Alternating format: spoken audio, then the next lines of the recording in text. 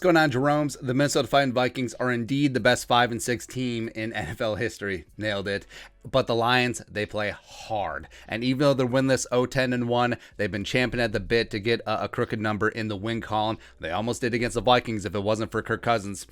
People forget that, by the way.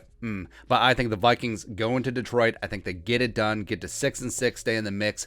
Here are 5 keys for the Vikings to get a win on Sunday. Key number 1, F up Jared Goof. Even more effed up than he already is. And it's still amazing that Jared Goff, the former number 1 overall pick, has never won a game in the National Football League without Sean McVay. It just blows my mind. But he had an oblique injury last week against the Bears, not listed on the injury report this week, but it's still going to be bothering him. And Jared Goff has a 62.9 nice quarterback rating, a win under pressure this season. He also has 4 picks and 8 fumbles, so he will give it up. But it's not going to be easy. Taylor Decker, the pride of Ohio State, is back and playing well. Penny Sewell is settling in a right tackle, even though it's stupid. They should put him in left tackle, but they got Decker's contract they inherited, but whatever. Jonah Jackson has been solid. Same thing with Evan Brown, filling in at center for Frank Ragnow, the pride of Chanhassen. But Big V, big contract, big liability. That's where the Vikings can make some money. DJ Wanham and Sheldon Richardson, their defensive ends, need to step it up yet again. And hopefully Kenny Willekes is going to be back in the mix. But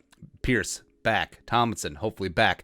Armand for Watts, they need to get after it up front. Because I think that quick interior pressure up in Jared Goff's grill is going to lead him to make a mistake. And that's going to be big for the Vikings in the game on Sunday. Key number 2 for the Vikings to get a win, they don't gain another yard. It's a great movie, man. Remember the Titans. The Vikings cannot let the Lions run the ball. And they're probably going to be without DeAndre Swift, the pride of Georgia, banged up his shoulder Thanksgiving against the Bears, which will be big. But Jamal Williams is no slouch. And the way that the Lions can try to win this game is control the football, really keep it low scoring, ugly it up, and turn it into a rock fight, trying to win like 13-10 or something like that. That's how they almost won against the Ravens early in the year. That's how they almost won at Cleveland. That's how they almost beat the Bears. That's almost how they beat the Vikings the first time around. And they're 20th in the league in rushing, but 6th in yards per attempt. And like we mentioned, Jamal Williams has given the Vikings problems before when he was with the stupid, greasy, grimy Green Bay Packers. And the Vikings gave up 208 on the ground against the Niners. They're second of 2 200-yard games in the last 4 weeks. The other one came against the Ravens. But potentially getting Michael Pierce back and Diesel Dalvin Thompson in the lineup will be big. If the Lions rush for less than 100 yards, the Vikings win. But that's not a causation, cause, blah, blah, blah thing. It's, hey, if the Lions are playing catch up and they're not running the ball, they're not controlling the clock, the Vikings win. Shocker. Next up, key number 3 for the Vikings to get a win on Sunday, Justin friggin' Jefferson. Yes, the reigning, defending NFC Offensive Player of the Month for November. Justin Jefferson had only 4 catches on 9 targets against the Niners, and it's inexcusable because he was roasting the corpse of Josh Norman all damn day long, but they just didn't get him the rock in high percentage spots. They need to do that against the Lions, and their secondary has been depleted, and JJ needs to get double-digit targets no matter what in the game, and Jefferson can go out and put up a 10-catch, a $175, 2-touchdown masterpiece against the low-energy Lions, win himself another NFC Offensive Player of the Week award, and get it done. If the Vikings are going to make a run, 18 has to be the focal point of the offense going forward. Speaking of the offense, key number 4 for the Vikings to get a win on Sunday, return of good Kirk, angry Kirk. You know I've had my share.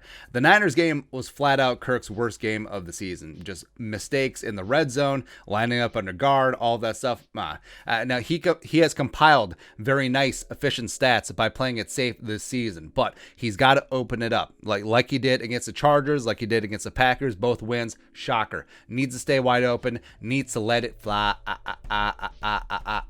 Jefferson, Thielen, Gronklin, KJ, whatever, do it. Lions will be potentially without Trey Flowers, their best pass rusher. He's got a knee injury. So even if Rashad Hill has to fill in for Christian Darrisaw, who's working back from an ankle injury of his own, in enemy territory, they should be able to protect Kirk. Kirk should be able to have time to operate and just get the ball downfield and get it done. Lastly, key number 5 for the Vikings to get a win against the Lions on Sunday, run this town tonight, because even though the Vikings are going to be without Dalvin Cook for the foreseeable future, the Vikings are still going to run the ball, which is a good thing because it will give Kirk Cousins play action, as well as it'll take a little bit of pressure off of Kirk, where the defense can't just pin their ears back and rush. And Alexander Madison and Kenny Nwangu are ready to step up. Week 5 against the Lions, Madison posted a $113 on 25 carries, plus 7 catches for 40 yards and a touchdown through the air. He's ready for Detroit, man. This is his Super Bowl. Plus, Zimmer mentioned that King Kene is going to be getting some touches on offense this week, which, whew,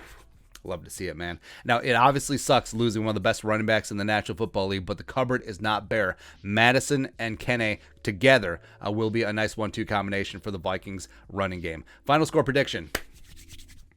This is going to be a tough game. Like, this is not going to be a rollover game. The Lions under Dan Campbell, they do not quit. I like Dan Campbell. I respect Brad Holmes as well.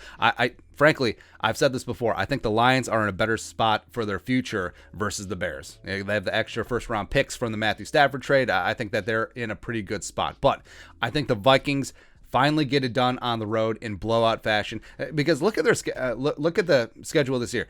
All of the wins close, all of the losses close, but I think the Vikings finally put the bang thing on Detroit. I think they run the ball. I think they get play action going.